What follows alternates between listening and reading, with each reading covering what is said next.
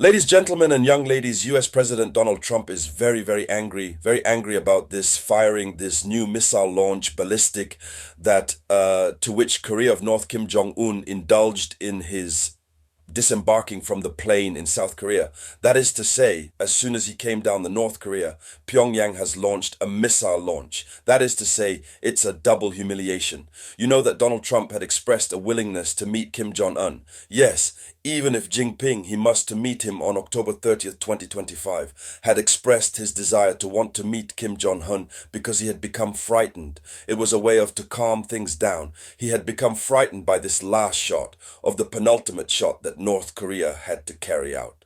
An intercontinental ballistic missile launch, a new missile that had made completely terrified of Donald Trump. So, to calm things down, he had said, well, if this can bring peace, I am ready to meet Kim Jong for exchange with him.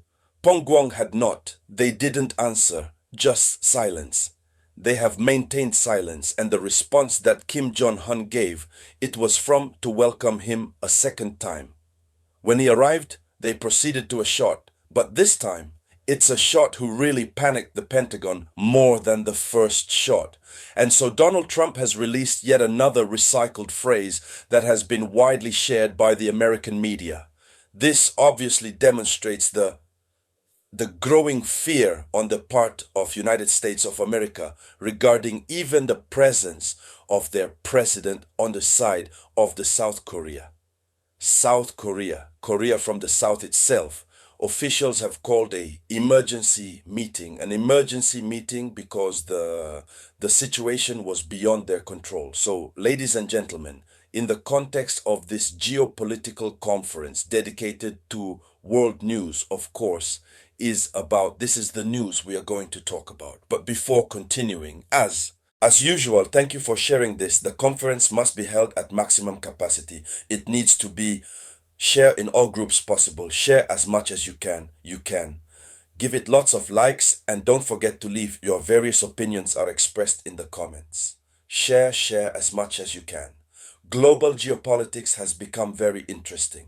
Donald Trump is at a new offensive geopolitical diplomacy. He wants to win the prize at all costs. Nobel Peace Prize. He is trying to do the peace because he sees that rivalries America cannot support this rivalry and this competition. That's why, as we were saying too, at the entrance to the conference, he will go. They had met Xi Jinping. They had done it, the request. Xi Jinping was reluctant. You know, most recently, Xi Jinping refused to receive the Chancellor German so much that he is determined. The guy, very determined. So this time, we don't know. Not the underwear, but I'll be back on that. Xi Jinping would have given his consent. I put in the conditional tense. So let's go deep into it to see what happened. Kim Jong-un, that's the man. He does not tolerate Donald Trump. He does not tolerate not America. The feeling he has against America or for America is a feeling sufficiently negative. Yeah.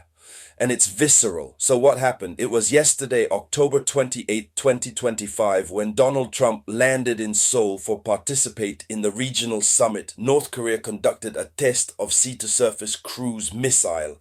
In other words, it's a dangerous missile. It's shot from the sea. Do you hear? They're saying seabed on the ground. So it's a missile that's being fired from the sea for destination for targets terrestrial. So North Korea has done this shot from its west coast. And it must be said that the timing is not a coincidence.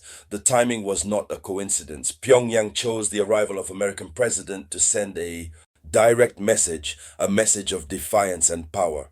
Yes, that's a sign. Talks a lot. Yeah.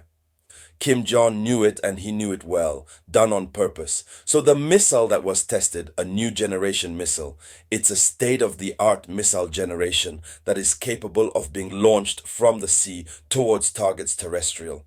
But the exact range of the missile has been revealed since North Korea said almost nothing about it. Like the South Korea has transformed into South Korea's surveillance company in the north. They were the ones who they discovered it, and they were the ones who spread the word, information. So the primary sources, South Korean assessments, they said the missile could to reach 1500 kilometers. So that means it's a missile, which is the equivalent Thomas Hawks. Since the Thomas Hawks, they are 1600 kilometers apart.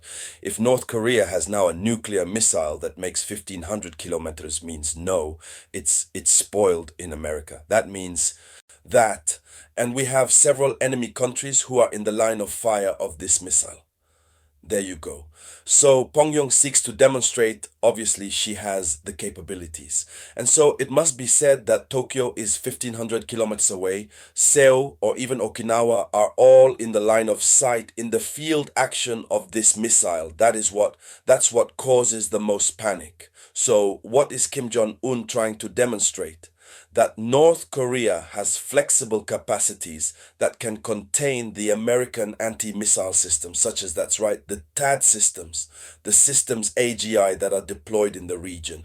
So it's like saying those who deployed in the region there, it doesn't mean nothing in the face of the Korea of the front, North Korea. I was going to say that doesn't mean nothing in the face of North Korea.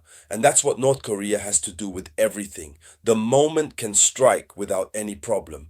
But it was Donald Trump's reaction that delete. Yes, that's his reaction. So it must be said that this comes at a time when Washington is trying to rally its Asian allies around of a hard line against Beijing and the North Korea. Okay, if Donald Trump transported there, it's to put his allies together to take very concrete positions, very tough North Korea and China, even though he has expected to hand to North Korea and to China. But that's just a facade.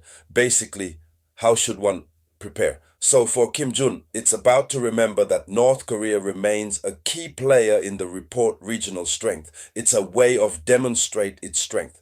Then the reaction immediate from Washington and Seoul. It must be said that the White House has described this test as a provocation deliberated while the Minister South Korea's Defense Department convened an emergency meeting of the Security Council National. You see?